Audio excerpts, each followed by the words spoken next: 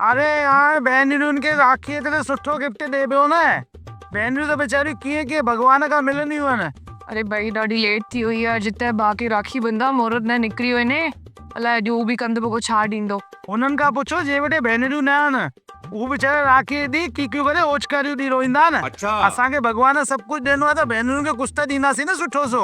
शाबाश बेटा। छा 5,000 10,000 ॾी भेनरुनि खे फेर पियो छा? बेचारियूं कीअं कीअं त ईंदियूं आहिनि घर में। असांजो भाग आहे राखी जो त्योहार आहे। भेनरुनि खे न ॾींदा करो 5-10,000 रुपया। भेनरुनि खे ॾींदा करो 51,000 लख स्कूटी थियो या आईफोन जा कोई गिफ्ट ॾींदा करो। बेचारियूं न्याणियुनि खे ईअं कोई करबो छा? भेनरियूं माता जो रूप हूंदी अथव। हा न भेनरुनि खे राजी रखिणो आहे। भेनरुनि खे किथे बि नाराज़ न करिणो आहे। राखीअ ते ख़ासि करे माता वांगुरु पूॼोनि। अच्छा। ऐं सुठो सो सुठो गिफ्ट वठी ॾियोनि। मां त पंहिंजे भाउ खे ॾाढो कमज़ोर सम्झंदी हुअसि। ही त देवता निकितो।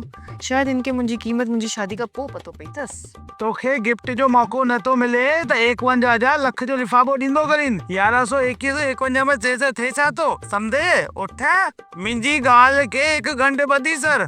भेनरुनि खे इन राखीअ ते 5100 1100 या 1000 रुपया कुझु न ॾियणा आहिनि। सिधो 50,000 या लख जो लिफ़ाफ़ो या मोटर गाॾी।